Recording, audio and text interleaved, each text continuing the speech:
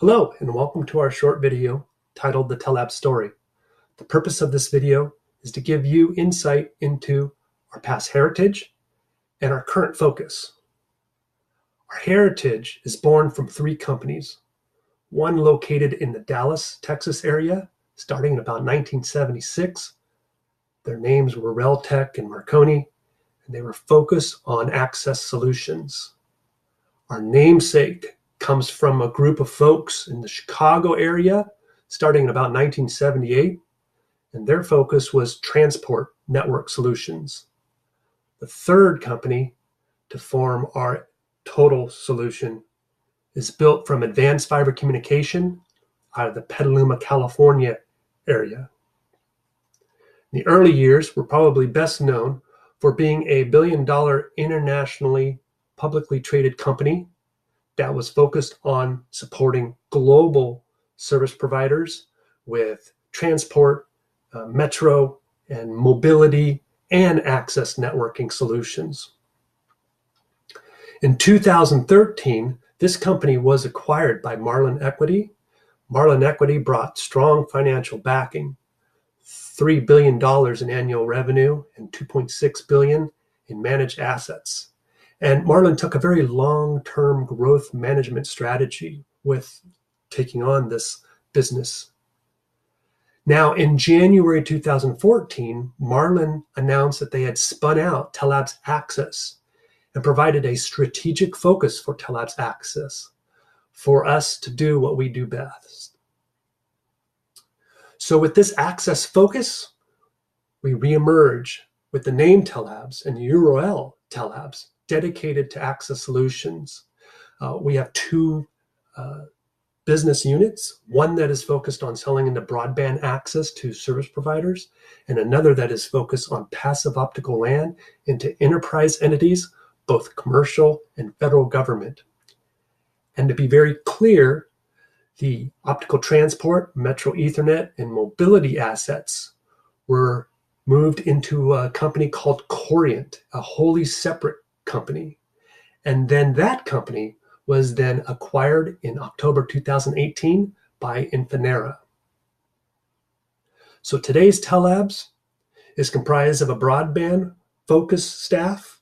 These people provide solutions to incumbent, competitive, and independent service providers, folks like Verizon, AT&T, and CenturyLink. We also have staff dedicated to enterprise solutions. Optical LAN is our key enterprise solution. We sell this into commercial entities like hospitals and colleges and also office spaces. And we also sell this into government, defense, civilian, and intelligence. And then we have a professional services team that supports both broadband and optical LAN, and they help both our partners and our customers plan, build, and operate these networks. Now let me go into the broadband access side of our business. Here, what we do is we help telecommunication service providers with optical, DSL, and Ethernet connectivity while continuing to support the legacy narrowband analog connections. And we also have passive optical networking solutions. We do this for both residential and business entities. We're very active in the Connect America Fund Phase 2, CAF 2. We provide mitigation solutions for Class 5 switch replacement. Also, we augment and upgrade remote cabinets and provide solutions for 9/11 redundancy, diversity, and reliability. This product is typically called a multi-access platform, and it's known as the Tellabs 1000 MSAP. It provides transport, TDM SONET, ATM, and Ethernet, even 10 gig Ethernet. The endpoints can be PON, they can be ADSL2+, they can be VDSL2, and they can be Ethernet. And once again, still supporting those legacy analog interfaces. This can be done from central offices and remote cabinets, as well as down to customer premises, both residential and business. On an optical LAN side of the house, let me give you a little bit more of an explanation here, and I'll start by describing traditional copper-based enterprise LANs. What you had here was racks and stacks of equipment in the main data center and the telecom closets of a building. And then you had meshed cabling, mainly copper cabling in the risers and the horizontal and at the drops. This was not a very efficient means of designing networks because it was only best effort bandwidth. It had high touch and high human error. It took up lots of energy, thermals, and space. It was unreliable.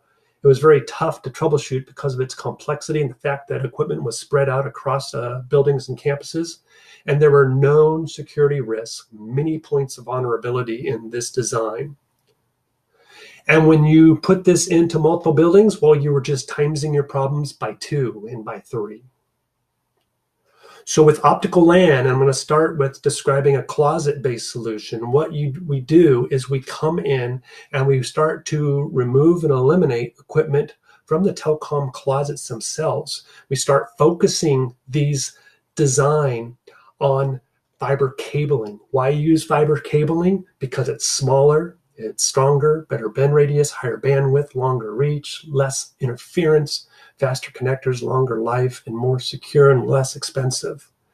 So how do we do this? Well, we go into those telecom closets and remove those Ethernet switches and replace them with an easy, graceful migration to these closet-based optical networking switches. Next, let's talk about going deeper into these buildings in the campus with a deep fiber extended connectivity. In this scenario, now we can nearly eliminate all the equipment in the telecom closets and push fiber even deeper down to those IoT endpoints, the WAPs, and the computers and the phones that we backhaul. And we do this by installing those PON ONTs right next to those end devices. And we have many different mounting options for those ONTs. They can be in the wall, they can be behind facades, underneath desks, lots of great flexible ways to install these ONTs.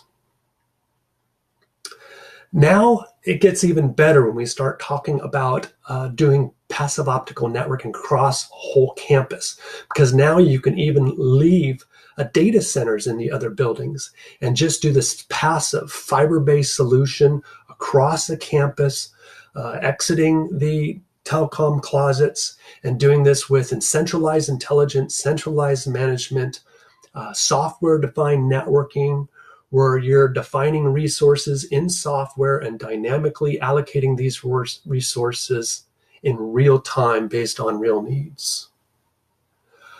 Our professional services team support both the broadband and the optical LAN business units, and they do that with technical support, professional services, and training.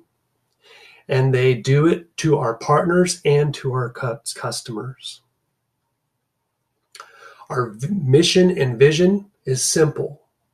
We want to define the new modern access network. We want to maintain our broadband access leadership. We want to grow and accelerate passive optical LAN into the enterprise market spaces. And we will stay solely focused on access technologies. If you want to learn more about both broadband and passive optical LAN, you can join, share, and like us on social media outlets. You can visit our website, or you can use this contact us form to contact us, and we will be sure to get back with you with whatever your needs are.